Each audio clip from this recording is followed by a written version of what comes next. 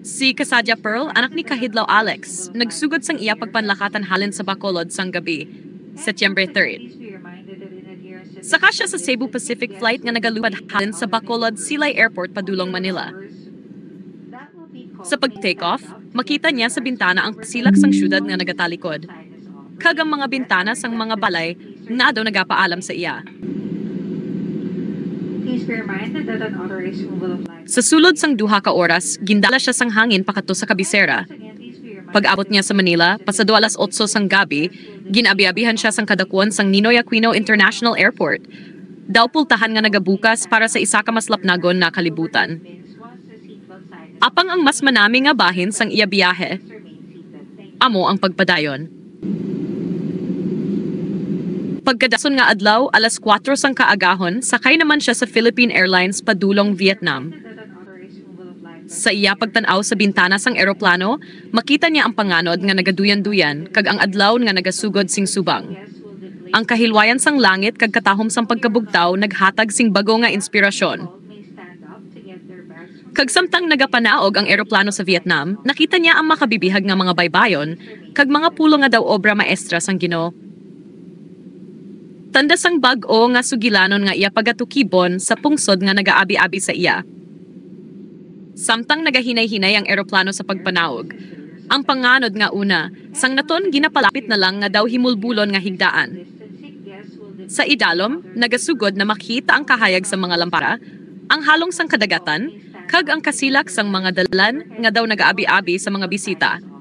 Ang ginhawa nagapuno sang excitement, kang kasing-kasing nagagasang adog sa ritmo sang makina sang eroplano, tanda na nga kitayara nasa Vietnam.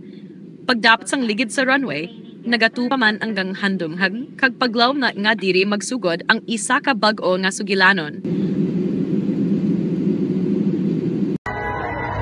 Hello, Kahidlaw Alex, ay kasugong sa Bunny Hills, Vietnam.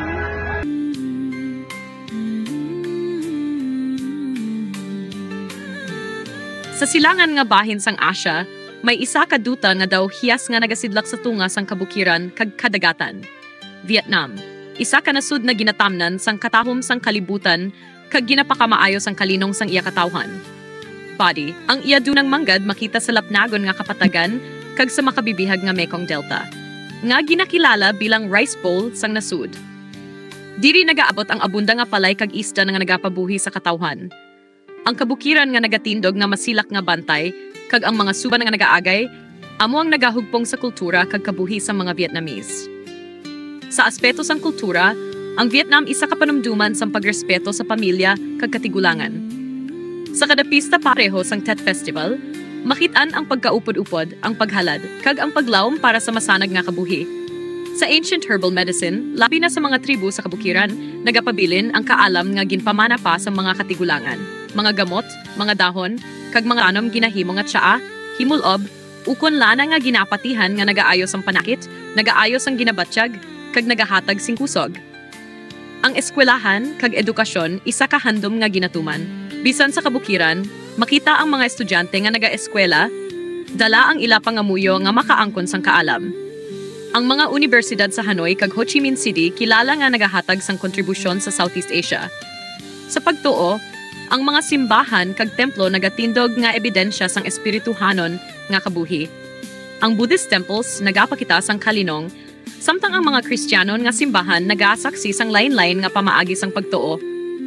Apang nagahugpong sa isa ka espiritu sang pagrespeto kag kalinong. Ang mga matahom nga lugar hindi matupungan. Ang Halong Bay, nga may libo-libo ka limestone islands nga daw obra maestra sang Ginoo.